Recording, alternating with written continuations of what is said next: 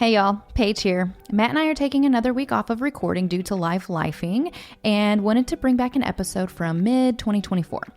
This conversation cracks something open for so many people, especially those who have spent years trying to make sense of addiction by focusing on the substance, the alcohol, the drugs, instead of the behavior. What this episode explores in depth is that it's not the substance that destroys trust and safety, it's the behavior that comes with it. The lies, the manipulation, the dismissiveness, all the things. That's what truly impacts the spouse, the partner, the family, the behaviors. And like all of our earlier episodes, our language and understanding may have evolved since then, so you might hear us reference things we'd word a little differently today, but the heart of the message still stands. But before we get into it, a huge thank you to SoberLink, the sponsor of today's show. If you're new here, SoberLink is the world's best accountability device, disguised as a breathalyzer. If you're someone like Matt, rebuilding trust after addiction when your words have lost meaning because promises were made and broken, this could change everything. You can create a network of people who get notified every time you test, and every negative test becomes another drop back into the bucket of trust. Remember, trust is lost in buckets and rebuilt in droplets. SoberLink helps refill that bucket one test at a time. You can rent one for as little as $19 a month when you sign up for a one-year plan. Just go to soberlink.com/wheels and enter your email address. Whether you're working towards sobriety, rebuilding your relationship, or simply creating accountability and safety, even if you've left the relationship and you have children to look after, SoberLink provides the transparency and consistency that recovery requires. Thank you, SoberLink, for sponsoring this episode. All right, let's get into it. There may be a few things discussed that are a bit dated, but let's go ahead and jump back to mid-2024 for Separate the Behaviors from the Addiction. Welcome back to another episode of Till the Wheels Fall Off. I'm Matt. I'm Paige. Today we're talking behaviors versus substances. This gets kind of complicated for people. They oftentimes attribute the behavior to the substance, and what Paige has always said is, it doesn't matter. No, it doesn't matter. It doesn't matter. I like to look at behaviors because behaviors actually impact us. It's not the addiction that impacts us. It's not the substances that impact us. It's the actual behaviors. And that's what we're going to discuss in depth here on this episode today. Yeah, if it was just me ingesting the substance, what's the problem? I'm just ingesting the substance, right? Right. Let's say that it doesn't cost any money. I'm just ingesting a substance. It's not the substance that bothers people, but they don't really realize that. Yeah. Because that's the most glaring thing that they can attribute to the behaviors. But we're going to get into this. Yes. Tear it apart, dissect it, and hopefully reframe the way that you look at this. This has been helpful for us. Absolutely. But first, we're going to get into some announcements real quick. Okay. Hey, if you didn't know, we have a community. We have a free Facebook community. It's called TWFO Community. It's TWFO Community. Come check it out. If you're a listener and you didn't know it existed, it's a thing. And you can find it by clicking the link in any of our social media profiles. Hey, we've also got a course. Yeah. Independently Strong. It's the only thing I'm aware of out there that is designed exactly for what you are going through. It is designed for the spouse or partner of someone struggling with a substance abuse disorder. It's robust. It has got 10 modules. It is self-paced. We do not time you. We will not clock you on this thing. It also includes access to us as you work through it and community calls. Yes, they start this Wednesday.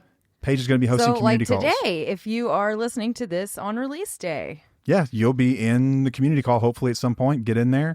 You should have received an email about this. It's a great place to process what you're working through in the course material. Mm-hmm. Super helpful. But it's also science-backed, research-backed with the help of Dr. Christopher Taylor. He is our clinical architect that helps us design this, so it's not just us two goons. You have to know that part of this... I hate that you call me a goon. I'm not a goon. Okay, one goon and one beautiful woman. It is the lived experience of us with the research and the license of a medical professional. Yeah, it's amazing. So it's not just us. It's awesome. People that are working it have said that, listen, I've spent thousands on therapy. Wish I just got this. People have said, I've searched the internet for God knows how long, and I couldn't find anything, but I stumbled across this, and there's nothing like it. There are other people who have studied this very thing their entire lives and found relief through this. Yeah. So it is different. It is new. It is out there. You get the perspective of me, recovered addict that has worked through this, and the perspective of a spouse that has been there, done that, and also helps other spouses work through this. Yeah. You will come out feeling stronger. Rocks are still available too. Yes. More and more rocks are going out. I love seeing this. I know. Every time an org comes in for a rock, I'm like pumped. I'm like, this is a person that listens, first of all. Yes. And they're acknowledging their spouse's sacrifices, their spouse's journey. Yes. And it makes my heart happy that people who are actually in recovery from substances are listening and gaining something from the show. Like that just goes to show that it's important for everybody involved, you know? Like they're learning something. It's amazing. And I hope that it's helping their marriage. I hope it's helping their recovery. I hope it's helping so many different aspects of their lives. It's like our greatest dream come true. That's something that we didn't even think would be possible in the beginning. It's like, we're going to tell this story and people who are struggling in addiction are going to hate it. Mm-hmm. But it's helpful for them. And I love that because it was sort of intended that way. I just didn't know if anyone would actually listen, but it's incredible. So these rocks, with the help of a listener, an awesome listener, gave me this idea for this rock. So in 12-step programs or generally 12-step programs, I think they all do this. They give a coin or a keychain or something to denote, hey man, you've been sober for 30 days. Here's a token to show that, we're proud of you. That's awesome. You can show this to people. Hey, I'm really working it. It's nice. I've got mine on what do you call that? Like a plaque? Sure. I guess. All the coins up there, and you kind of collect them as time goes on. You can look back on them and remember where you were. It's a cool way to just commemorate your efforts. Spouses don't get that. I remember coming home with my 1-year coin, and everyone's really happy for me, and Paige was happy for me, but there was also a part of her that was sad because your journey wasn't acknowledged. Your sacrifices weren't acknowledged. Like you were as much a part of this as anybody, and you were the victim of a lot of it, and there's no acknowledgement. Yeah. There's nothing there. Yeah. Like this is a way to do that. So on the front, it's got our logo, the Tufo logo, till the wheels fall off, with our little skull guy there with the.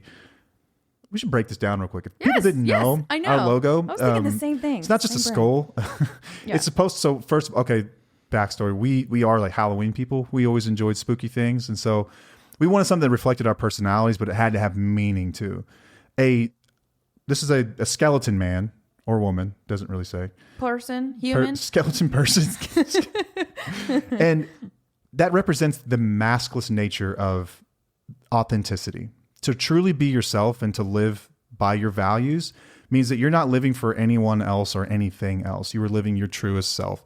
So that requires taking your mask off. Underneath all of us, underneath these masks, these faces we wear, there's a skeleton man like that. Yes. One of his eyes is a heart because we deal with matters of the heart. Mm-hmm. And the other one is, it's a, what do you call it? Like a Red Cross symbol, like a medicine symbol. Yeah. Because we do as well. I mean, we talk about self-care. Like we talk about taking care of the mental health. Taking care. We're not licensed counselors, but I think you can gain something from this all the same. Right. That was part of our journey. And then it's got this like dead twig looking thing with little leaves growing out of it to symbolize growth from something that you thought was lost. Yeah. So there's something to this logo. I love the logo. Not just a skeleton person. On the back of it says, "Thank you for being my rock," which is the real point of it. You get this, and it's like, "Thank you for being my rock," and it is a rock, so that's fun. Puns are fun, and I think that's all we have for announcements. Yes, you can check those out on our website. All right, so let's talk about behaviors versus substances. Like, I don't know if I bring it up. You say it all the time. I do. I say it all the time within our episodes, and I don't feel like I hit on it as much as I really want to, because it's almost one of these things that came natural to me. Because with our situation, you're a closet addict. So everything that you did in active addiction, I was looking at the behaviors.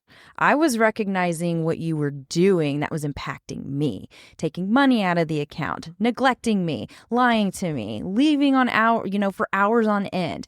I recognize those behaviors. I didn't make excuses for addiction or use or whatnot. It wasn't in the cards for me because you were, like I said, a closet addict.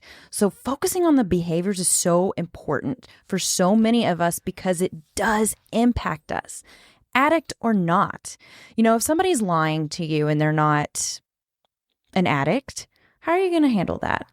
Are you going to make excuses for them, or are you going to say, I don't appreciate lying because this goes against my values, because honesty is a value of mine. So what am I going to do? I'm going to do things to protect myself, which means I'm not going to be around this person that much. I'm going to do whatever it takes to protect myself. You're not going to make excuses that they're just an addict, or, you're going to say, no, they're lying to me. Or it's just the substance that's causing this or whatever. behavior. Yeah, because you're like, no, they're lying because it affects you. The behavior affects us.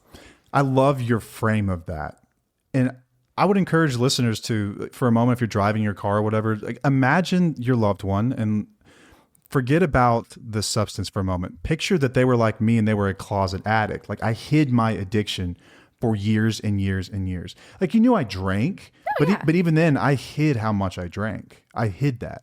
Right. I was very careful about keeping my bottles in certain places so you didn't know I was drinking. So the house bottle always stayed full, and you were just getting the behaviors. And I knew you all smoked the time. weed all the time too, and I didn't like appreciate that. And I knew that you would take Adderall sometimes, like, but it wasn't like it was all behaviors still. It was still always behaviors. It was not the fact that you were doing those Yeah, things. it wasn't out in the open and just apparent and to everybody. So frame it like that. Like let's just focus on the behaviors for the context of this discussion, this episode. And yes, before we get into it, we are very aware that substances can cause certain behaviors. Substances can make them worse, I should say. They amplify them. Like we're not, that's not lost on us. I don't want people to think that we're over here sitting there thinking like, no, I didn't always run around the neighborhood naked, you know? Like, Right.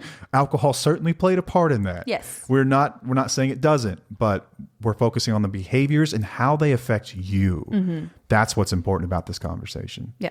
Okay. Let's dive into this and let's talk about where people generally look at this incorrectly in your perspective, in your opinion, and how you look at it. Yeah. So I see that a lot of wheelies struggle with separating the two because it's understandable. Like there's so much information about addiction and alcoholism and why it happens. And then we lean into having like so much compassion that we lose ourselves in the process. So we can have compassion, right? But not tolerate the behavior. So I wanted to kind of backtrack for a second. So for me, when I'm called out on a behavior, recently you called me out on a behavior and it sucks. Can we just let it all hang out and let's just talk about it? What happened? Yeah. Yeah, that's what we're going to talk about. Like it sucks that I know that why my behavior was present. But it didn't excuse me from continuing to do the behavior. You want to talk about what happened? Yeah, we don't argue a lot. Like we really don't. Like No. Stupid spats here and there, like dumb little stuff, but 10-second spats. Like we don't have like big blow ups. And I really don't bring up a whole lot of things, but there's one thing in particular that I challenged Paige something on here recently. So Paige is extremely introverted.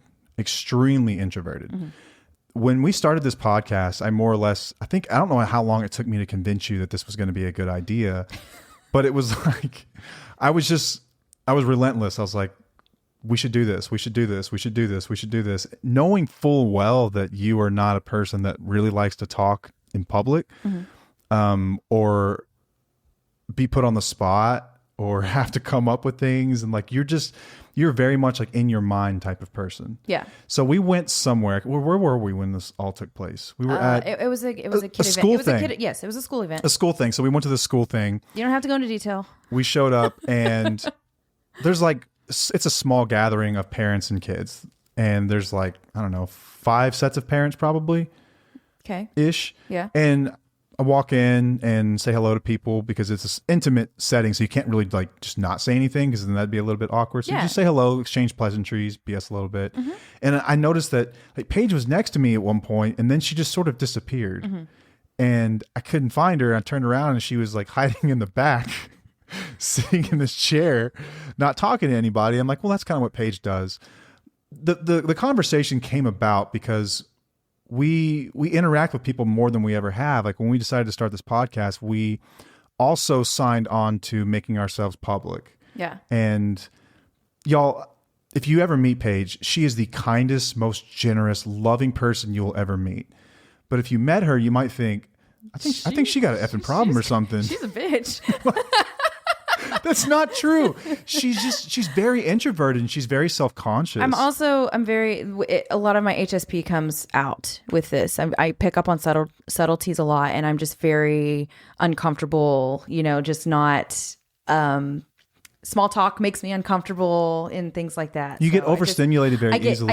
I do. And then like pair that with just like general social anxiety. You start to think too hard about like how you're appearing to people or like, she gets in her head about it. Well, I also isolated myself a lot during my healing process. So getting back into the wild is becoming a process. And I think part of that being a mother to young kids too, like unless you're the type of mother that's like involved with all the moms, that wasn't you. No, you were more like to yourself about things, and you've kind of always been that way, and it's worked well for you. But now we've made this decision. It's like, hey, let's start this podcast. Let's start a course. Like, let's do workshops. And so we have to be out there. And it's not to say that you need to be fake at all, because you're not a fake person. I just want people to know you. And like, I think they deserve to know you, the person they hear every week, like the real version of you. So I challenged Paige and I said, hey, I know this is difficult for you. I know that you struggle with this, but I'm going to challenge you to step up to the plate a bit more and introduce yourself and talk to people and just get more comfortable doing it. Just like the podcast, like almost 100 episodes in, you get more comfortable whenever you expose yourself to it. And how did you respond to that? Oh, I was mad. I was mad. I was mad. I was angry. It stung. Like, it really stung. I was that nice about it though, was I not? You were. I mean, there was a point you said that, no, you seem like a bitch. You did tell me that. You said that. Oh, I think you're right. You did, because you had to spell it out for me. I was like, but Paige, people think that you're a bitch and you're not. Right. I know. And it was fine. And I was like, it stung because it was true. And it was because I know this about myself. Like, I know that this is a behavior that I have that I've really needed to work on. And I had used an excuse of not working on it. You know, like, okay, like I said, I healed for a long time in isolation. I wasn't ready to do it, but you called me out and you challenged me. And I felt a lot of shame the next day with the way that I reacted towards you, because I was like, golly, that was really wrong. Do you have the message? Can you pull the message up, or did you save it? I've got it somewhere. Yeah, I think I actually did save it. Let me see if I can find it. Because I was really mad whenever he said something, and then I was like, I just went to bed after that because I didn't want to say anything. I didn't want to react too much, because I did react, but I didn't want to be like super reactive. I was like, I'm going to go to sleep. In the moment, it was wild. Like, I felt like how much you must have felt for all these years. You said that too. Because I was like, you are straight gaslighting me right now. No, that's okay. Hold on. You said that I didn't like introduce myself. You didn't see me. I did talk to people. I did shake hands. Okay. I did do that. So I wasn't gaslighting. Okay. I'm sorry. I didn't see that. Yes, exactly. But, it felt very like, this must be how you felt all these years. Yes. When you bring up a normal, reasonable concern and you're really sweet about it, and you get this like anger retort. But anyway, the next day, the next morning, she woke up and sent me this message. She said, she put like these 4 points. She said, 1, thank you for calling me out on my bullshit and for challenging me. 2, the truth hurts, but it sets you free. That's something we always say, is that the truth will set you free, but at first it's going to piss you off. Yeah. That's true. You said point 3, I'm sorry for handling it like a child. Point 4, I will work on all the things. I had a ton of process. I had to process a ton of emotions since last night. Shame, catastrophizing, sadness, anxiety, and acceptance. I know what it needs to be done to get out of my comfort zone. I love you. And I responded like, I love you too. I understand. We're human. We're going to make mistakes. And you know that I'm going to do something about it. Absolutely. You know that I'm going to actually push myself to change, because 100%. I've done that our almost entire relationship. You bring something up to me, you challenge me, and I'm going to be honest and try to fix it. When the tables are turned in active addiction, that doesn't necessarily happen. You know, it's like the other person's not going to take that. They're going to react like I did and maybe say something similar to that, but the actions are not going to be backed up. I love how we've gotten derailed here on the subject of the episode, because I think this is important nonetheless. Something I hear all the time from people who struggle with addiction is they fear giving too much because they don't feel like it's going to come back. Like, a lot of people have this very transactional nature about relationships where, like, I've made a massive amount of changes to myself. And it takes a lot. That's what it took, because I was so far gone. I had to make so many changes, but I've never talked to anyone who didn't have something to say about their spouse. Well, but she does this. She gets mad in traffic and freaks out all the time. She's short with me. She gives me this ugly look when I do this. And she's better work on those things. She's got to work on that stuff. And my point is always, hey, we're going to tackle the big problems first, okay? Those are small problems. There are big problems. There are small problems, okay? These things are not detrimental to the ongoing relationship. These things aren't detrimental to your children. These are nuisances to you, no doubt. Your feelings are valid. And my guess would be she will work on these things, but we've got to address some major stuff first. Yeah. But shut up with all that. She will get to it, okay? I want people to know that if you're in recovery listening to this, like, it's a two-way street. It is a two-way street, but your shit's way worse. Yeah. It's way worse. Let's be real. Yeah. Y'all, it's way worse. We need to address these vital issues first before you can even have safety to have a conversation like Paige and I just did. Yeah. Because spouses are going to feel very defensive. Yeah, because they've had their ass kicked for so long over this kind of stuff. It's like, you have to give me this. Right. I had to give first. That's fine. What's the harm in that? Like, what's the worst thing that hurts there? Your ego? Yeah. Is that what you're afraid to get hurt? Is your ego if you go first without a guarantee that they're going to return the favor? Well, let me tell you what, if they're invested enough in the relationship that you're a listener, they are going to make changes when changes need to be made. Mm-hmm. But we're talking about small stuff, guys. We're talking about the way that she presented herself to a public group for the sake of, hey, when listeners show up, let's not let them think that you're like angry or something, because you're the sweetest person ever. I'm just really awkward. And that's okay. And so, but I had to challenge that little part of you that's very personal and very much hurt. And you were a little upset about it. But what I got back was the same things I've done for you for all these years, which is that hurt. I understand. I hear you. I will make changes. You were right. Mm-hmm. That's what we do for each other. Yeah. And that's how it works. Right. I went first. Why wouldn't I have? Right. So I just want people to know that, like, this is how a healthy relationship works. Exactly. Eventually. Yeah. But back to the behaviors. Yes. Because that was a behavior in the absence of a substance. Yeah. Behaviors stick around. And a lot of these behaviors are learned and they're really ingrained. And a lot of these have nothing to do with the actual substance itself. Mm-hmm.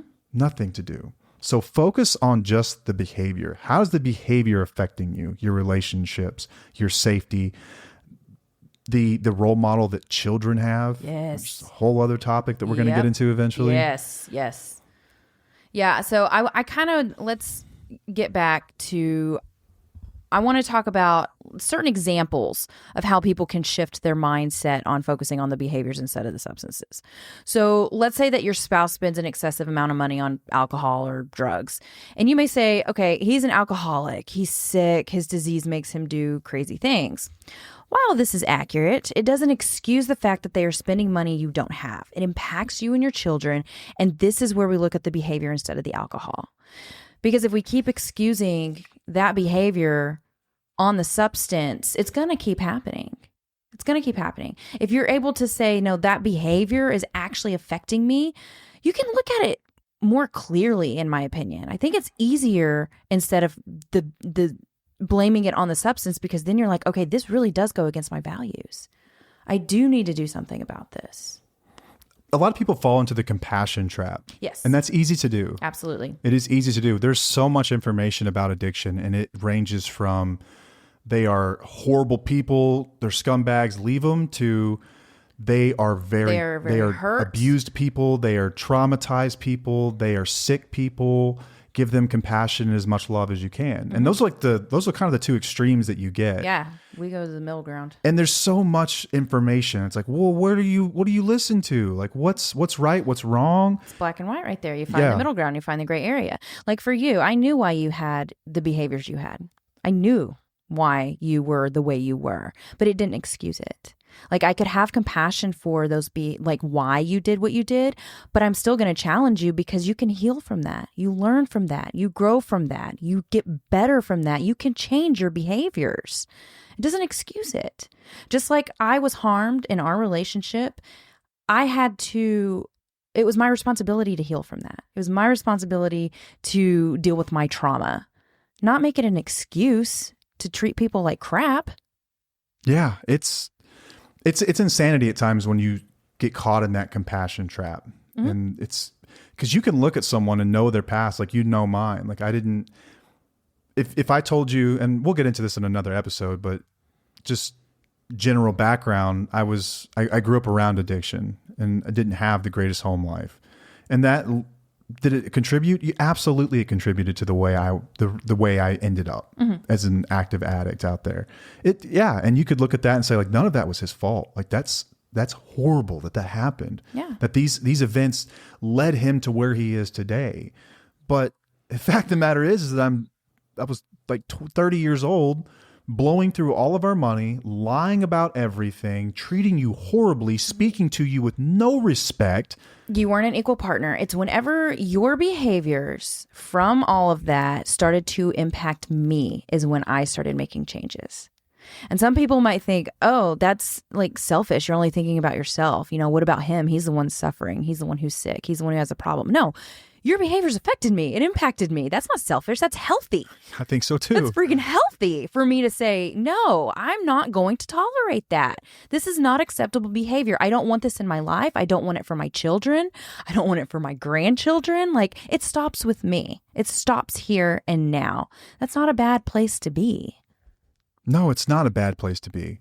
But don't fall too far into the compassion trap. You can hold two thoughts at once. Yep. We're really big on that. Yes, I agree. Hold two thoughts at the same time. And Paige very much understood where some of this was coming from, but also without having a lot of the background on what I was actually doing. You were just like, you're just an a-hole. Like, you thought you just married an asshole. Right. I remember you saying that. Yes. Like, I didn't even know you were an addict. I thought you were just an asshole. Yeah. But you're still an asshole. Yeah. Even you're just an addict asshole. Yeah. It didn't excuse it. And that affects me. It doesn't excuse the behavior. Right. That's a great example. Because of it, everybody can change their behaviors. We can all become better people. Just like that incident we just talked about. I used that as fuel. The shame that I had from that, I use it as fuel to change my behaviors to become a better person. Addicts are no different. You just have to remove the substance first before you can get to that point, which might be difficult, but it's a choice. You can recover and change your behaviors. I think that, maybe I'm naive about this, but I think that recovery is possible for everybody. I really do. I think that there's a path that exists for everybody. Yeah. Does that path look the same for everybody? No. Hell no. No, but there's a path that exists. Now, to what degree are you willing to challenge your previously held beliefs and ideas and do the work necessary? That's where the rubber meets the road. And that's where we start to see this huge difference in people that try recovery and those that are successful at it. Mm-hmm. We can talk about all the reasons why at another time, but I believe that it's possible for everyone. I believe that people can change. I believe in the human capacity of change and of learning and of stretching. But they have to really want it. I don't think I would have waited around for you forever to change. I'm glad you did. If your behaviors didn't, if they were still impacting me, I was going to keep challenging you or, build myself up to make decisions that I needed to do. Yeah. And what are we about to get into? Because I was going to go through some of the behaviors. No, I've still got some examples I wanted to go through real quick. Okay. So for people to understand, I'm just breaking it down.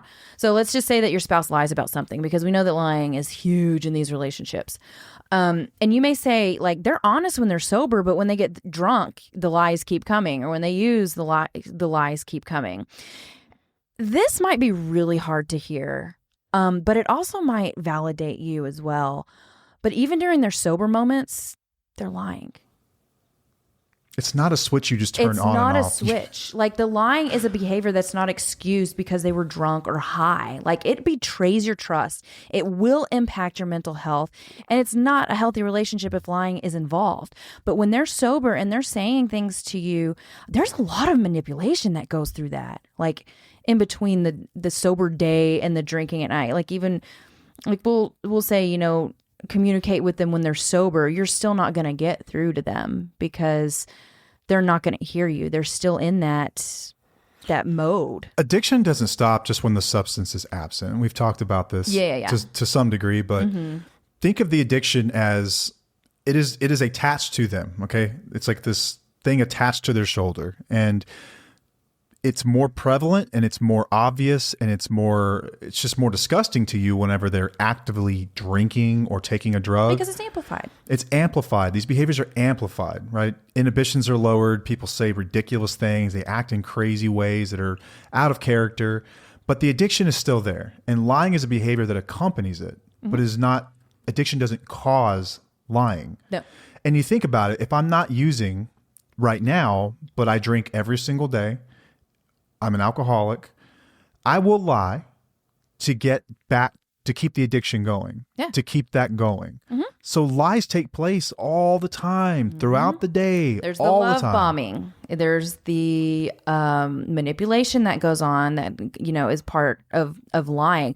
Like, I remember whenever you were in active addiction or whatnot, like, you would write really long love bomb paragraphs, texts, or whatever. And I'm like, this is just kind of weird, because in healthy relationships, it doesn't go to that extreme. Like, we'll tell each other that we love each other and, we appreciate each other, but it's not like this whole, like, oh, you're the best thing for me, you're the best person in my life. The love bombing that's like really extensive. Like, that's, I don't want to say it's a lie, but it is making something bigger than it really is to keep it going. You know what I mean? Yeah. Does that make sense? No, yeah. I mean, addiction it's marked by these extremes. Yes. Because go back in your messages, 10 messages back, and what do you have? You have someone calling you the worst names ever. Right. Saying horrible things about you and your friends and your family and the type of mother you are and all kinds of sick stuff. Mm-hmm. And then you get this other crazy extreme. So which is it?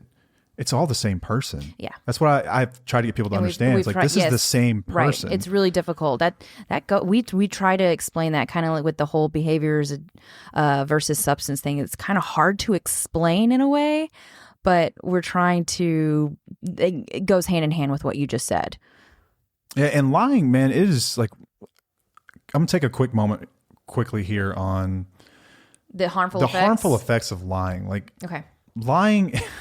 Lying is detrimental to a relationship. And it's also, it can be detrimental to your mental health. Again, like I will say this just about every episode, like, we are not licensed counselors. We do not diagnose people. We do not pathologize anything. Like, we are just people who've been there before and read a lot about this stuff and experienced a lot of it through the experiences, the journeys of other people as well. Yeah. Been around this deal for quite some time, but right. Some of the harmful effects of lying, it can cause erosion of trust. Trust is the foundation for any relationship of meaning, period. Doesn't matter if it's a business relationship. Doesn't matter if it's just a general friendship. Doesn't matter if it's a relationship you have with things that you aren't even necessarily directly related to. A relationship with the government. You could argue that, trust is required in order for that to run. Trust with the business. You're going to go somewhere and you're going to get what you ordered. Trust is inherent in any healthy relationship. Lying erodes trust. So repeated lies will destroy trust in relationships, whether it's personal, professional. It's foundational for healthy interactions, and it will cause massive difficulties if it goes on. Yeah. It causes emotional distress. So being lied to can cause feelings of betrayal, anger, sadness, confusion, and these contribute to a range of mental health issues over time. It causes self-doubt in somebody. Mm-hmm. Consistent deception can lead individuals to question their judgment and perception of reality, leading to self-doubt and lack of confidence. When we start... we talk about the loss of self. Yeah, and we don't trust our instincts. Yeah, we talk about the loss of self. This is what it does. It makes relationships break down. I think that's pretty obvious, but causes massive rifts in relationships. And it can actually cause behavioral changes in people who were lied to as they become more suspicious, paranoid, overly cautious, and it impacts their behaviors with others. Yeah. I mean, you start to really foundationally change the way that someone's mind works. I mean, you make people just generally negative about the world because they've been lied to over and over and over. Yeah. There are some potential disorders in diagnosis. These just come in general, right? These aren't guaranteed by any means, but I had almost every one of those. Post-traumatic stress disorder, anxiety disorders, PTSD. Depressive disorders, paranoid personality disorders. So that one's pretty interesting. Check that one out. Consistently PPD. Lying can lead individuals to develop pervasive distrust and suspicion of others. That's kind of what we talked about earlier. Yep. Yeah, it's scary. But borderline personality, while not caused solely by lying, it can be exacerbated by it due to the consistent deception. CPTSD, yeah, complex trust PTSD. issues, attachment disorders. Like, lying is possibly the most damaging behavior. And, yes, and we toss out lies as addicts and alcoholics like they are nothing. Yeah. It's like Oprah giving away a car. Like, here, you get a car, you get a car, you get a lie, you get a lie. It's like it's like you're programmed to do it or something. And then even whenever you remove the substance and you go to treatment, some people still continue to lie. That's going to affect you. It will, absolutely. The lies, the effing lies. I just like... Lying it's very natural in many ways. Like children, I was reading a study on this the other day, like children generally around kindergarten age can figure out that they can learn, they can lie, they can just not be honest about something. So they don't get in trouble. So they stay out of trouble. Okay. And for many of us, we're taught you don't do that. Like our kids, they'll do this. Caught our kid in a lie today. Yeah. I mean, and sure. we talk about the honesty and how important honesty is and how important trust is. But it's a natural thing that many people do. I don't want anyone to think that like someone who lies is just terrible. Everyone's lied. Everyone lies at some point. Yes. Have Especially you ever had a friend with kids? Have you ever had a friend that got their hair colored and they asked you, "What do you think about new hair?" And you were like, "Oh, I love it." And you thought, really, like that doesn't look very good. Yeah, but it's not affecting your. But it's a lie nonetheless. Yes. Lying is natural to us. Sometimes we do it for good reasons, oftentimes for bad reasons. But when it comes to addiction, we're often doing it just to keep the addiction alive. It becomes a self-preservation in many ways. Like I can't not do this. I have to do this, so I have to lie. And then you do it enough times, it becomes second nature. It just becomes an operating part of your personality. It's like someone installed software on you and you just use it all the time. Yeah. You do it so much when you're lying to people about these little things. You start to think like, what's the harm? Like, I'm not really doing anything to hurt anybody. Like, I'm just drinking. Like, what's the big deal? You start to rationalize all this stuff. Your brain gets really creative about how you do that. And before you know it, you're just being dishonest about all kinds of stuff, whether it's exaggerating, telling white lies, or like really meaningful lies about, no, I didn't cheat on you when you know you did. I mean, really important things, but it sort of ramps up over time. It starts with, no, I didn't take a cookie out of the cookie jar, and it ends up with these massive things. The more you do it, the more natural it becomes to somebody, and it sort of becomes like a way of programming for people. Yeah. But it's massively damaging to relationships. But lying is probably the most damaging, and it's the most common that we see for people even in recovery. This is harmful. You could be removed from the substance. You could be sober for 2-3 years, and you lie about something, your spouse will react as if they are watching you drink, just like you did whenever things were really bad, whenever it was active and you lied about it. They caught you in a lie. Betrayal. It feels exactly the same to a spouse. Yep. Feels exactly the same. Yep. These behaviors have to be addressed. So when everyone's like substance, I'm going to breathalyze them, I'm going to drug test them. You can do those things, but what about the lies? Yeah. What about the lies? Right. You can hold someone accountable all you want, but until you start to reprogram that in them and their need to lie when they don't even realize they're lying. Like we've heard of pathological liars, right? Yeah, they'll believe their own lies. Like lying as a disease where it's like they've created an alternate reality they live in where these lies are real. Narcissists do this. Yeah. I mean, this is damaging stuff. Like you cannot be in a relationship with these people. Right. It's not possible. Yeah. It's not on the table. The trust is not going to be there. And like you said, like every relationship is built on trust. And if there's lying, then that's just, it's unhealthy for all involved.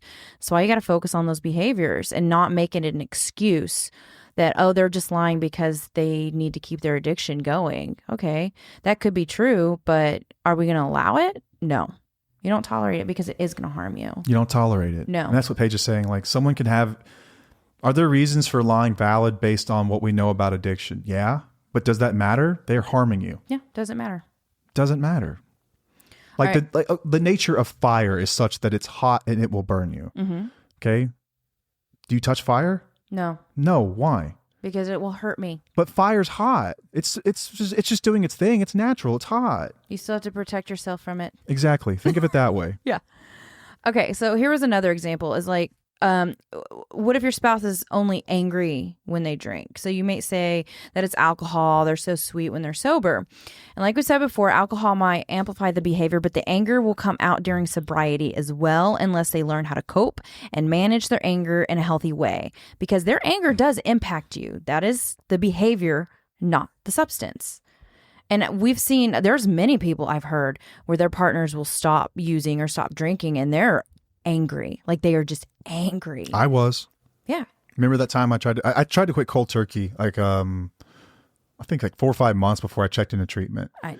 And it was that Christmas before. Yes. And okay. Yeah. I was as irritable as people get. Right. About everything. Because you didn't learn how to manage your anger. I had all all this information coming in, and I didn't have any way to categorize it. I didn't have any outlets for it. I didn't know what to do with it. And it was just overwhelming. And the result was anger. But I was always angry. Like this is like something in me, and then the substance just exacerbated it. Right. Just made it worse. Right. Let's talk about some of the other behaviors, because you talked about anger. You talked about anger, lies, and then like spending excessive money. Okay, so here's some other things that you may have picked up on that have nothing to do with the substance itself. So we are very big. If you ever with someone who's in active addiction, focus on the behavior, stop looking at the substance. Stop obsessing over the fact that once you remove the substance, everything is cured. In order to protect yourself, in order to become empowered and really educated about this stuff, this is crucial. This is important for you to understand that it's not just the substance. It is not just the substance. It's not. It's not. Other behaviors will linger. Some will come to the surface that you didn't even realize were there. Some of these are like compulsive behaviors. Even after the substance is removed, a lot of people engage in compulsive behaviors. So that's gambling, overeating, excessive shopping, sex or porn are other big ones. Anything to make you feel good. Anything to drive that little, or to itch that little scratch that you've got. Yeah, isn't it like a dopamine kick? Yes. So I gained 70 plus pounds my first year sober. Yeah. I still had compulsive behaviors. Right. I removed the substance and it was still there. I was eating candy like you wouldn't believe. I had a drawer, my bottom drawer of my nightstand. You could open it and it would barely open. It was just full of candy wrappers. Yeah. Full of them. Avoidance. Addicts often use substances to avoid dealing with emotional pain or stress. So without the substance, they will oftentimes continue to avoid facing their problems directly. They become withdrawn. They're not talking to you. You thought when they got sober, you would get, Noah from The Notebook. Right. Like, oh, he's going to talk to me. He's going to care about me. He's going to be interested in our lives and ask about the kids. No, he doesn't know how. These behaviors are just there. Yeah. Substance removed, they're still there. Manipulation. Many people with addiction develop manipulative behaviors to obtain their substance or to avoid consequences. This behavior persists even after the substance use stops. Yes. Manipulation is another very big one. Yes. Lying about all kinds of weird stuff. Sometimes it's around substances. Sometimes it's not. Sometimes it's, I don't want to get caught in this lie, so I'm going to work this deal so it doesn't look like I was up to no good when I really was. And it's just, stuff continues. Dishonesty, once again, just lying. Isolation, kind of back to the avoidance. But attitudes like denial, entitlement, negative thinking, blame, the instant gratification. We talked about that. Desire for just that immediate reward. Yeah. Delay discounting is very difficult to do in people who have active addiction. And that persists. Like a lot of people, when they get sober, start to spend money like you wouldn't believe. Like they are not thinking about long-term effect of not saving money or investing in something. They're just going to do what they want. They need that fix. That's a behavior that exists without the substance. Low self-esteem often continues. This is true for me. Cognitive distortions, true for me. Identity issues. A new sober identity is a big part in being comfortable being sober. Yeah. People that struggle with that are just dry or haven't quite come to an understanding that the pattern that, hey, you know how every time you drink shit falls apart will continue until you decide not to drink anymore. That's a tough realization. A lot of people stop the substance, but they keep doing this and you feel all the effects of it as a spouse. Yeah, that's what I was going to ask is like all of these things that are happening, are these truly affecting us? Yes. Deep down they are because of the behaviors. We're talking about your most intimate relationship. Exactly. We're not talking about your freaking neighbor 4 doors down. Right. This is your most intimate, this is your life partner. Right. This is the person that you've decided to have children with in many cases, that you have tied your name to legally. So whether or not like whatever marriage means to you, there's still a law that governs that contract. Like this is a very important relationship. Right. And these things will affect you in more ways than one. If it's not just emotionally, it could be financially. Yeah. It's going to affect you deeply. Yeah. These behaviors, all these things will affect you. This is a person that you're around all the time. You're responsible for raising children with these people. I mean, this is big stuff. Yeah. And I know people might ask, okay, so how do I, address this with my partner and let them know that it's the behaviors and not the addiction or the substance that's bothering me? I mean, to be real, like trying to voice your concerns just doesn't typically work. trying to get them to see your point of view and how they're impacting you doesn't work. We have to change how we react and how we are and what we say. So we can set boundaries based on the behaviors and not the substances. So I encourage people that I work with, like there's a lot of people who will say, okay, I'm not going to be around you when you drink. Okay, I understand starting small and doing something like that, but that's still focusing on the substance. How about you don't want to be around somebody who disrespects you or yells at you? And this could be while they're drinking or when they're not drinking. You can use your I feel statements and say, I feel uncomfortable and unloved when you yell at me. If you continue to yell at me, I will remove myself from the home. You're going to know the feeling. You're going to know what Paige is talking about here, because when they're not drinking and they do it, it's going to feel exactly the same. It's like, oh, they're being that person right now. Like, oh my God, I hate when they do this thing. And it's not just the substance, but acknowledge that. Acknowledge that it's behavior. It's that behavior from that person that's really harming you. Yes. It's not the drink. Right. But even when they are drinking and they do these things, just focus on the behavior, because that's what's truly impacting you. It's not the fact that they drank. It's the fact that they are yelling at you, disrespecting you, calling you names. You know, that is what is harming you. Focus on that. Yeah, love bombing is another one too. Like we talked about love bombing a little bit, but alcoholics do this thing, and addicts do this thing a lot. People that struggle with substances, I should just say.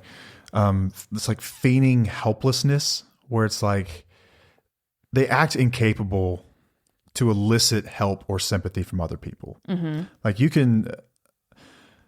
I've read text messages from people, and someone will, like you're suggesting, like essentially like it's going to be very difficult to communicate this. I've seen people try it. Yeah. I've yet to see someone succeed, but I've seen many try, some better than others, but this person did a really good job at just sticking to the facts, very compassionate, very understanding about it. It was like, hey, when you do this, this is how I feel, and this hurts, and like for you to work on these things, and challenge you to focus on that. It was very, very well thought out. It's like kind of how I presented it to you. Exactly. And what they got back was, all they heard from that, the addicted person, was they are a sorry piece of shit, good for nothing human. And I'm like, you don't really believe that. But I know a lot of people that say these things to elicit sympathy from other people. Yeah. It's another form of manipulation. Yes, it is. Like love bombing is. Right. And they might actually feel that way, but to some degree. But I don't think, I think it's an impulsive reaction, and it's still not an acceptable reaction. Just like that's how I felt whenever we had the discussion, but I didn't react that way. I reacted in a way that was obviously not the best reaction, but then I went to sleep and I was like, I owned it and I figured it out. These people don't do that. They are going to go down this like whole ordeal of, what is it? The Darvo type thing. Like they're going to start doing that kind of stuff. Yeah. I want to make something else clear. You've probably, if you're listening, you've received a text like Paige sent me, like, thank you for calling me out. I appreciate you for that. Followed by no action. Yeah. This was followed by action. Yes. I know and I trust 100% that you think about this pretty regularly. And yes. you challenge yourself in moments. And in your own way, you're beginning to come out of your shell a little bit and do all those things. Like, I know this about you. Yes. I see it. Yeah. There's action. A lot of people can say these things. There's no action. There's no action. It's all just fluff. It's just words, man. It's all words. Just words. Yep. How does that feel? That's a behavior. How does that affect you? That's massive. That erodes trust. Yeah. All right. What's next? That's all I got on that. No way. Yeah, way. Okay. Unless you wanted to add something. I can get to some of the ways, because I think for some people it's hard to put your finger on like what they're doing. Okay. Like what someone's doing, like how people in active addiction oftentimes manipulate, gaslight, or invalidate. And it has nothing to do with the substance itself. And we can talk about some of what's going on inside the brain that causes this stuff. Because like it's not lost on us that addiction is a disease. Like, I know, but I don't care. It's not an excuse. I don't care. There's treatment. I know, like I've been one. I am one. Like, yes. I'm very aware that addiction is a disease, but I'm also very aware of what it takes to move past these things. I'm very aware that it's possible to move past these things. Just stopping and saying, I have a disease, you just have to deal with this is ridiculous. That's absurd. It's a disease with treatment. Like there are ways. Exactly. It's an excuse to keep doing what you're doing because it's what's comfortable for you instead of getting out of your comfort zone and figuring out why the hell you're doing what you're doing. So here are some of the ways that addicts will manipulate. So DARVO is one that we talked about. Yep. And DARVO is an acronym, and it's deny, attack, reverse, victim, and offender. We actually did a TikTok over this, and people think I'm a maniac, and I got roasted by a lot of people. That's okay. We were talking about how I used to guilt trip, and that's what DARVO is. It's a form of gaslighting where when you bring up something completely normal and rational, I will deny or deflect. That's the D, by saying, no, I didn't do that. Or I will deflect back and say, let's talk about your problems. And I've seen these in text message exchanges all the time from people. Yeah. And then you attack. So I deny or deflect, then I attack you and come after you. Now we're not talking about the real problem. We're talking about something else. I'm getting you off of this. And then you reverse victim and offender. So you're the victim. Let's not forget that. You are the victim. I'm making myself the victim now. Yeah. DARVO is a big one. And that's part of manipulation. That's also part of the feigning helplessness that a lot of addicts will do. It's when I drop to the ground and start crying and telling you how awful I am, part of that is performative. I believe that wholeheartedly because I did the same thing. I'm not saying everyone does that. I know there's some people out there with extremely low self-esteem and they're really struggling, and I know that, and I have compassion for that. But I know that part of that that is not how adults act, and that is very much a performance. Right. That is a performance. I mean, I've felt that way before. Everyone's felt that way. But I don't put it on you. I know that it's something within me that I have to work on. That means that it's something that I need to change. I can't blame you for it. Like, we all have those feelings. That's just emotional maturity. Yes. That's the real issue underlying. That's the whole issue. All of this. Yes. All of this is about emotional maturity. Yeah. It's like there's a lot of stunted growth. And that's what if we go back to like the kids lie, right? I think that a lot of addicts, they start using, it stunts their growth or whatnot, and they just don't grow up. They're still stuck in that phase of being able to lie and not having consequences. They still have the mind of a child. Yeah, I had a child brain. Yes, you did. Like 17-year-old kid brain. Right. Like when you got sober. Yeah. Like that's how I felt. I remember when coming out of treatment and everything else, and I was like, I'm behind. Like I'm so far behind. Like, I would hear adults have conversations about things I never paid attention to before, and I'm feeling so left out. Like, oh my God, I'm so far behind. And at first it's like, oh my God, am I ever going to come out of this? But then there's another part of me that was stronger, that was like, I will do whatever it takes. And I've been given a course forward, through IOPs and all kinds of stuff. And it's like, do this and you're going to be okay. And I just stuck with it. And it works. Like I'm my age now. I think I'm my age at least. Yeah. Now. Yeah. I think, yeah. I caught up. I do. Yeah. Caught up. I agree. But anyway, another way is playing the victim. We talked about that, guilt tripping, which we were just discussing in that clip. Yep. If you haven't seen it, it's on TikTok. It's the one with like a bunch of views. Charm and flattery. Oh man, this is one too. The cringe I see. Blech. Girls, you know it. You know. You know this. I know you know it. I see this in messages all the time. I'm like, there's no way that guy thought that was like a normal response to that. Though, I've heard some wheelies miss that part. The charm and flattery. It's fake though. That's what I hate to say that out loud, but I think that's true. I think it is fake. Like there's what we were talking about earlier is that we don't do that in our healthy relationships.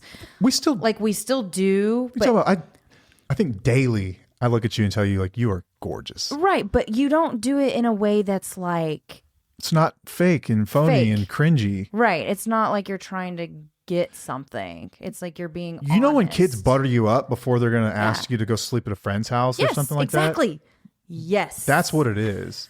They're buttering you up. Yes. And there's a difference between that and someone sincerely giving you a compliment about something. There's a difference. Yeah. Charm and flattery are manipulative techniques. Yeah.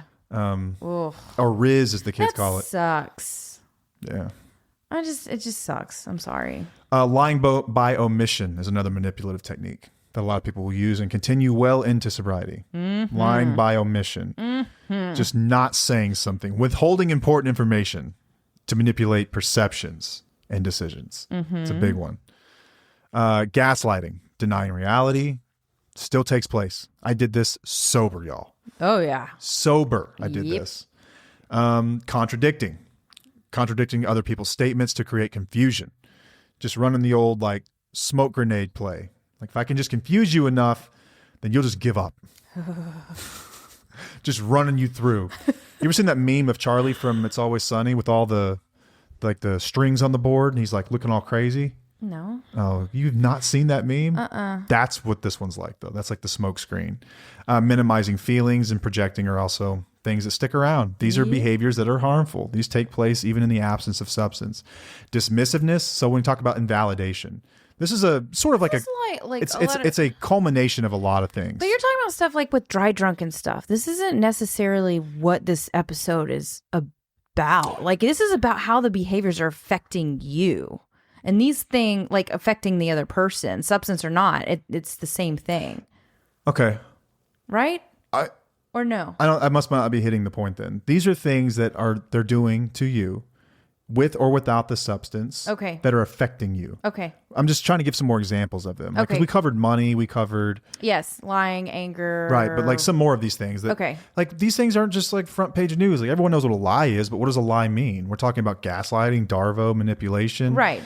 This is a lot of the substance... Yeah, this is... Invalidation. This is just part of their... Is this just part of their behavior? Like, it's just their personality. Something very common is invalidation. Yeah. Invalidating someone's feelings, whether they're dismissive, just brushing off your concerns, like that's not important. That's harmful to you. That is harmful. We talk about the loss of self. You did that for years. Oh yeah. Like when we talk about the loss of self and the loss of like your ability to trust yourself and your gut instincts. This is where that comes from someone dismissing you, from someone belittling you, from someone mocking you or being sarcastic about everything you say, or someone ignoring you. These things are harmful. These are harmful behaviors that you need to be on the lookout for. Yeah. So we talk about addiction, and I just want to spend just a moment here to talk about some of the, Paige loves this part, some of the neuroscience. I don't want this to be an excuse as to why people why their behavior is like that. Like, I don't want you to think that it's acceptable behavior because of why they do these things. I think that's an excellent preface to all this. Okay. I think that's perfect. Thank you for saying that too. But we do have people You're welcome. But we do have people that are in recovery that listen. And so okay, like, that's a good point. I do want people to know that like these things can be fixed. Like these things can be worked on. The brain is malleable. The brain is plastic, like neuroplasticity. Right. It can be changed Our over time. Our behaviors can change. But these things do not excuse the behaviors that your spouse is feeling. Right. These things do not excuse these things at all. I'm just trying to give some, I guess, some context, like what's happening inside someone's brain. Because a lot of times we get these posts that are like, I don't understand. Like, I want you to understand that this is probably what's happening, but I also want you to understand. You can't understand. But I also want you to understand the behavior is unacceptable. You should not tolerate it under any circumstances. Okay. Period. Right. We talk about in the beginning, we open this about having compassion for someone who's like struggling, but also not tolerating the behaviors. Yeah. So we talk about the struggle. This is part of that. We just talked a lot about the behaviors that you should never tolerate. When we talked about invalidating, when we talked about gaslighting, we talked about manipulation, we talked about all these things, the attitudes, the behaviors, all that crap. Yeah. This is who they are. This is who that person is presenting themselves to you. This has nothing to do with the substance itself. These things exist even in the absence of it. The substance just makes these worse. Okay. Part of what's going on in someone's brain, we talked about the prefrontal cortex. This is the part of the brain that is responsible for decision making. It is damaged in many people. Addiction damages this part of the brain. Impulse control is involved in the prefrontal cortex. Decision making, understanding consequences of actions. Addiction impairs these things. The reward system this is a hard one to say. Sensitization. Thank you. I got one Nailed right. It. Brain's reward system. So it involves the mesolimbic pathways and neurotransmitter dopamine. We all know dopamine. Becomes highly sensitized during addiction. And that results in this ongoing drive to seek immediate rewards or relief even at the expense of others, and it reinforces manipulative behaviors. These things take place with or without the substance. This is what has happened to the brain in addiction. Yeah. So again, like just getting them to stop drinking, do you think they're actually going to fix this stuff? That's the question you should ask yourself. Right. Would they ever stop drinking? Would they ever go to therapy to rewire their brain? Like that's more important to ask yourself. Yeah. The type of person that would do that. If not, then you should make your decision easier. Right. I would think. Yeah. Emotional regulation deficits. I know all about this one. So addiction makes it really hard to manage emotions because you're never dealing with any of them. Right. You don't have to. Ever. You're not dealing them from the beginning to the end. Just like me, whenever I stopped using the substance, I was just incredibly irritable and shitty all the time. I was mad. I was manipulative. I was invalidating. I was a horrible husband. Sober, man. Sober. I was awful. The behaviors at that point are what you were focused on. You were not worried that my brain was having trouble getting back to normal, and especially when I was doing nothing to fix it. Yeah. It wasn't until I started to take honest and earnest action to work on this stuff did you develop the patience to say, okay, I'll stick around and see what happens next. He's working on it. He's actually doing something. He's working his ass off on it every single day. Then you gave me some patience, but you were ready to pack stuff and leave. Yep. And many people have already left and they're wondering, did I make the right decision? If they're not fixing these things, then you absolutely damn right you did. Right. The amygdala. So the amygdala, which is involved in processing emotions, becomes overactive in people in addiction. It leads to heightened emotional responses. That's this whole black or white extremes. Yep. Defensive behaviors like gaslighting or invalidating whenever you feel threatened.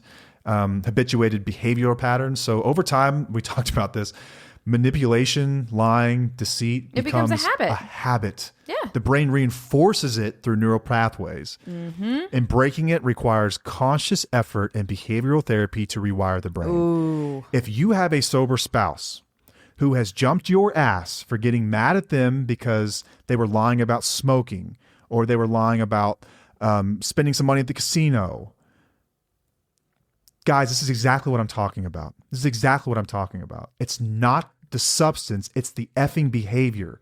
And if they're not working on correcting that behavior, if they're not acknowledging that that behavior exists, if they're not willing to put forth the effort to fix the behavior, they are not worth investing in. This is the most important relationship of your life. Yeah. If they're not willing to address the behavior that's affecting you, by the way. Right. And your children. You're just going to remove the substance? Bye. Yep. Goodbye. Yep. There's no point. Nope. Addressing addiction means addressing all these things. All the things. When we talk about the brain, this is the stuff that we are working on. So defense mechanisms. So psychological defense mechanisms is another one. So projection and denial. These are often defense mechanisms. I can't be found out. I have to shoot back with this Darvo. This is like what Darvo is. Darvo becomes a habit. Just like we talked about before, like the what was that? The habitual patterns. Yeah. It becomes a habit. Yeah. And they're deeply ingrained in somebody and they will persist. These are the things that we're talking about. These are the things that spouses are pissed about. This is the stuff we want y'all to fix. It's not just the substance, y'all. Yeah. It's the behavior. Yep. It's the behavior. And this is what you were experiencing. It was this crap. Yeah. This is the stuff that drove you nuts. Yes. And I'm glad that I was a closet addict for that reason, because now you have the story to tell that I think is helpful for so many people to bring clarity to a lot of this. Yep. Like, all this stuff was going on in me. For you, it didn't matter. No. Like, this is going to kill me eventually. Like, Right. you've talked about this. Like, it was draining your life force. Yep. Like, at some point, you were going to lose the will to live. Yep. Like, read between the lines if you don't know what we're talking about there. But Right. you were losing the will to live. Like, Right. this was killing you. Yeah. It was a bad environment for our children. It was a terrible environment for all of us. It didn't matter. It didn't matter. The substance didn't matter. Nope. The action didn't matter. The addiction, your trauma, everything you've been through didn't matter in those moments, especially when you're doing nothing to really address it. Didn't matter. It was about, this is how I'm being affected. I have to get to a safe place. Yeah. We talk about, like social learning theory. Exactly. What the course is based on. Right. Is that your environment has a massive amount to do with your ability to heal in a situation. You're not going to get sick in the same environment that got you sick. Something has to change. Yeah. We know this when it comes to addiction. We know that addicts don't succeed when they go back to the same environment. How would a spouse ever heal if they're back in that same environment with these behaviors when all this stuff is present? And I should also say that you have to give people some grace and patience when they're working on this. When they're working on it. Yeah. Because these Which is what I behaviors did. continued when I was sober. Yeah. To a lesser degree. Yes. But they continued. But not all of the behaviors continued. Like I think that you stopped lying pretty quickly after treatment. I told my last lie on April the 11th. Yeah. So 2013. I think that helped tremendously. Like you took that one big piece of behavior and you worked on it, and everything else came off in layers. But of course, a few years ago, whenever things were, there were still some things that you hadn't addressed. I was on my last, I was getting really frustrated with that too. Like I was like, I don't know if I can stay with this for a long time. Like it was we talked about this in the podcast where it's like strike one, strike two, strike three type thing where like we need to address this. If you're not going to address this, then I need to reevaluate our situation. I was at that point, and that was 8 years after. So you had you had a lot of patience for me. I did have a lot of patience for you, but then the last piece, you finally came around and you finally figured it out. The last piece of behavior that was truly affecting me, the invalidating. Invalidation of emotions, which should have been picked up like day one. Yeah, but it was very just like you did not listen. You did not. There was something else that was on there where under the invalidation. I don't remember what the word was, but it was very much. Oh, go back down. Stop. No, go back up. Dismissiveness, belittling. Dismissiveness. You dismissed a lot of the things that I would say. Yeah. And like we talked about, like oftentimes it's said that people with like narcissism, like they don't get better. Like people with true NPD, it's often said that they don't get better. They can learn to function. They can cognitively begin to understand. But one of the hallmarks of a narcissist is that they don't have empathy. Like they don't experience empathy like normal people experience empathy. They can learn cognitively. Like I wasn't that bad. And I think most addicts exhibit narcissistic-like behaviors. Yes. I'm not a clinician, but I don't think that they're true narcissists. No, but their behaviors are very similar, and it feels it's abusive to us. Feels the same to a spouse, and it does affect. Exactly it affects us the exact same. If they're a narcissist or not, it's the same behavior. But the reason I bring this up is because I exhibited narcissistic type behaviors in our relationship after sobriety, and like when it came to validation and Darvo and all this stuff. You knew why those behaviors were there. This was a defense mechanism I developed as a child. Yep. And it was part of me, and it was like second nature to me. And it took everything I had to address that and to break it, because I didn't even realize I was doing it half the time. It was compulsive. It was automatic.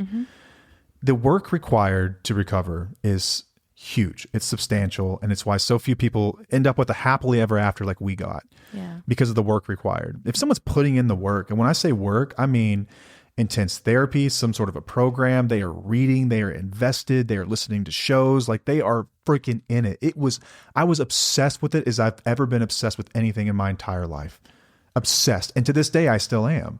Like it's my life. Like I'm addicted to getting better now. I'm addicted to learning more. What else can I uncover? Yeah. It's a lifestyle. That's what recovery looks like. We've talked about that too. Yeah. And so you gave me patience for it. You gave me some rope. Every time I would show behavior, I would start to change. I would address things. But man, I love that you looked at the behaviors and you didn't look at the substance. It's like, F the substance. I'm not talking about the substance. I'm talking about the lie you just told me. I'm talking about the way you just dismissed me. Yeah. I'm talking about the way you just spoke to me, your anger and all these things. Like that's what's important.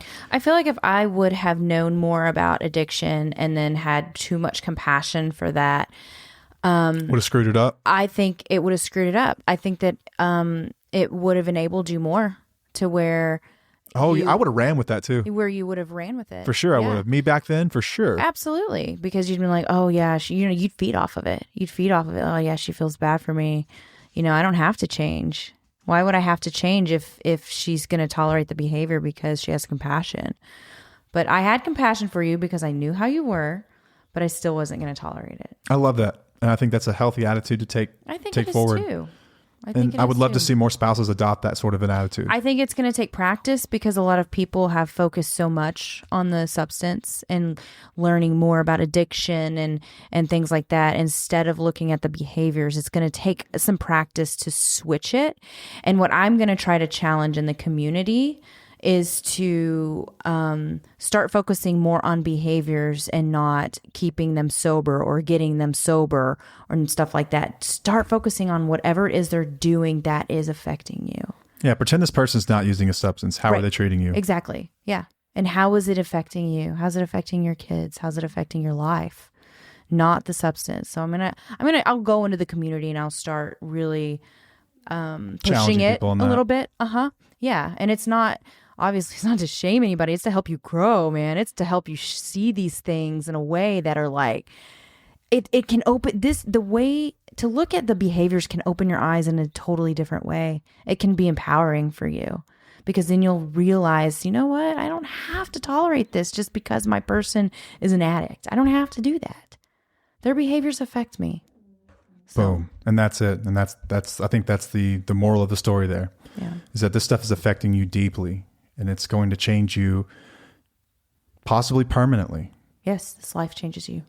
I mean, this is serious business here. This is the most intimate partner that you have in life. And this can't continue. This just can't continue. It can't. Something's got to give. And I hope they recover. I do.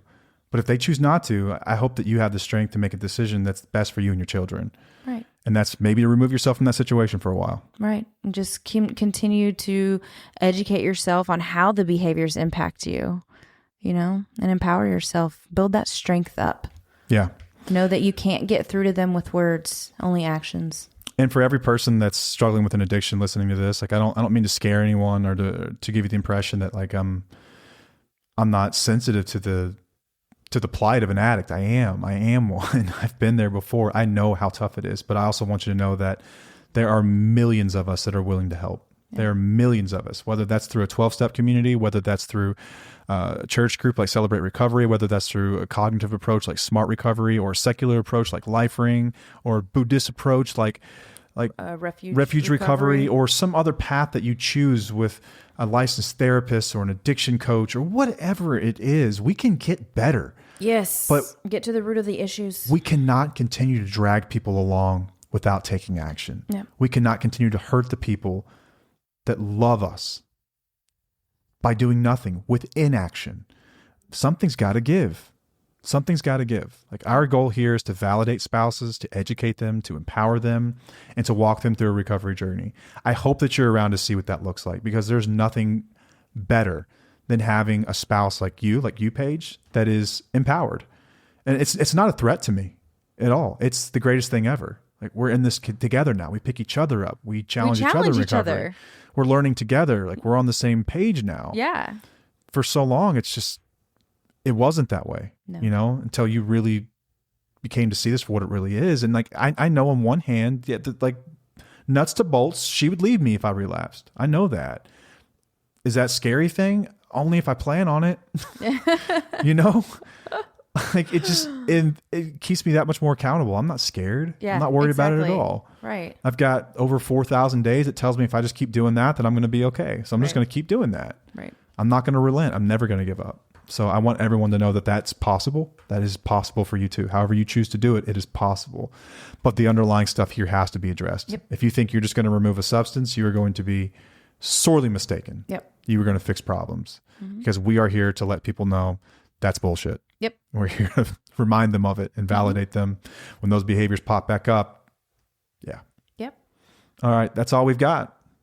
I hope people got something from that. Yeah. I think it's a concept we've tried to hammer home. I'm still not sure if we really got it. It's probably a better way to explain it. I know. One day it'll like come to me in a way that I'll be able to get through.